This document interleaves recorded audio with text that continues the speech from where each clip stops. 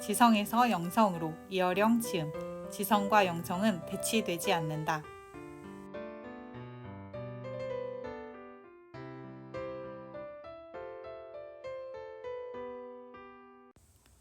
일부 교토에서 찾다. 메멘토 모리, 죽음을 기억하다. 책 속에서 이어령 선생님은 자신의 어린 시절을 회고합니다. 6살 때 혼자서 대낮에 보리밭길을 굴렁쇠를 굴리며 지나가다 울었던 기억인데요. 저자는 이 눈물이 죽음이 있다는 것을 눈치챈 아이의 눈물이라고 설명합니다. 칠흑 같은 어둠 속에서 주무시는 어머니의 코에 손을 대보며 살아계시다는 것을 확인하고 나서야 잠드는 어린아이는 이미 죽음의 존재를 알았고 그때부터 하나님은 그의 삶에 계셨습니다. 2004년 이어령 선생님은 일본 교토에서 혼자 지내시면서 어느 무신론자의 기도라는 시를 썼습니다. 교토에서 보낸 1년을 사막처럼 외로운 생활이라고 묘사합니다.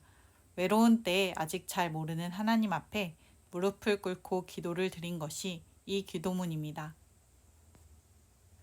하나님, 당신의 제단에 꽃 한 송이 바친 적 없으니 절 기억하지 못하실 겁니다. 그러나 하나님, 모든 사람이 잠든 깊은 밤에는 당신의 낮은 숨소리를 듣습니다. 그리고 너무 적적할 때 아주 가끔 당신 앞에 무릎을 꿇고 기도를 드립니다.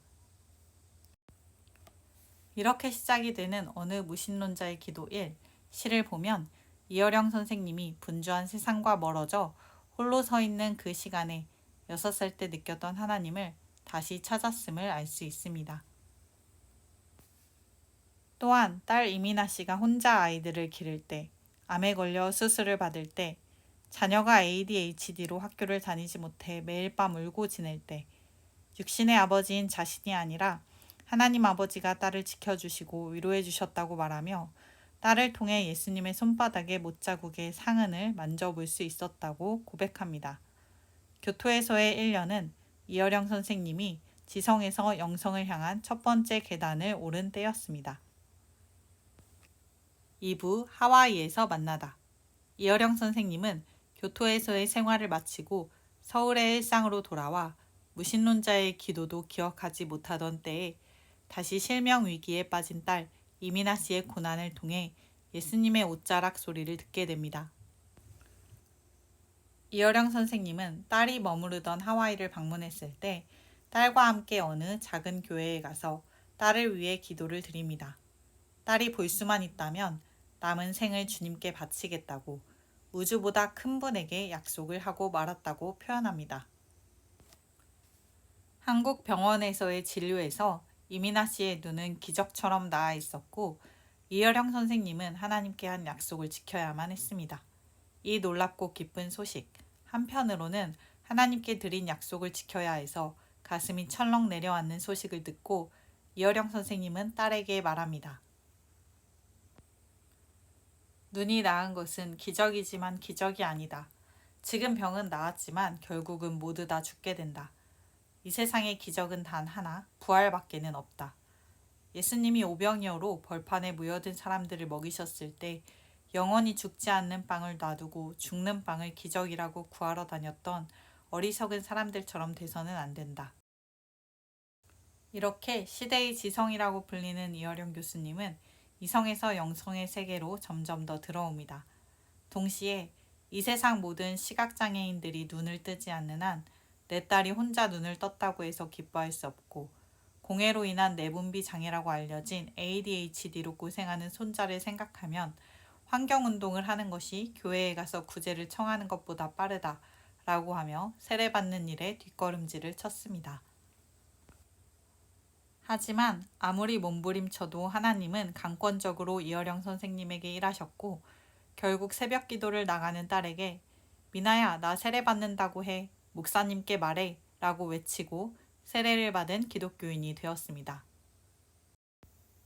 저에게 이런 일화들이 재미있는 이유는 이성과 논리로 무장한 한 분이 그 이성과 논리를 놓지 않으면서 동시에 하나님을 영접하는 그 과정이 어느 다른 누구의 회심보다도 더 감동적이기 때문입니다.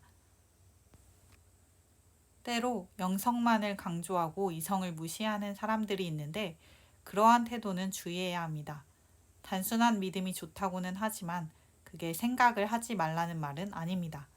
단순히 그냥 좋은 게 좋은 것으로 하나님을 믿다가는 어려운 질문에 부딪혔을 때 쉽게 무너져 내리고 말 것입니다. 실제로 그런 사람들도 많이 보았고요. 아직까지도 여러 책이나 영화 등에서 여전히 이성과 영성, 과학과 신앙을 대치되는 것으로 보는 경향이 많이 있습니다. 하지만 이성과 논리, 생각하는 힘은 하나님이 주신 것이고 이 힘을 놓지 않으면서 하나님의 세계로 들어가는 것. 그것이 이어령 선생님의 책을 통해서 얻어갈 수 있는 보물입니다. 3부 한국에서 행하다. 교회에 대한 나쁜 이야기들이 있습니다. 싸우고 소송하고 사교 같은 이상한 짓을 하는 교회. 틀린 말이 아닙니다. 진짜 그런 교회들이 있으니까요. 하지만 이러한 공격에 대해 이어령 선생님은 이렇게 답합니다. 식당이라고 다 맛있는 음식이 나오는 것이 아니고 병원에 간다고 다 의사가 명이라 병이 낫는 것이 아니다.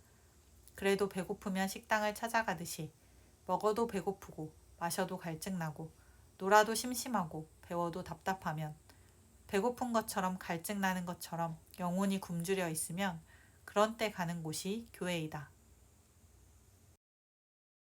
이어령 선생님은 이후에 사랑하는 손자 훈우를 잃고서 성경을 덮었다가 카라마조프의 형제들에 등장하는 조시마 장로와 이반의 대화 장면을 떠올립니다. 사망이 죄의 값이라면 갓 태어난 아이의 죽음은 어떻게 설명하시렵니까? 그 말에 신부님은 이렇게 답합니다. 그것은 이미 2000년 전에 끝난 이야기다. 아이보다도 더 순결한 예수님이 아무 죄도 없이 십자가에 못 박혀 돌아가시지 않았는가. 그리고 다시 무화과 나무에 과일이 없고 포도나무에 열매가 없을지라도 그럼에도 불구하고 라는 단어로 다시 일어납니다. 언제나 그렇듯이 깊이가 깊은 책은 제가 열심히 소개해봤자 수박 겉핥기입니다.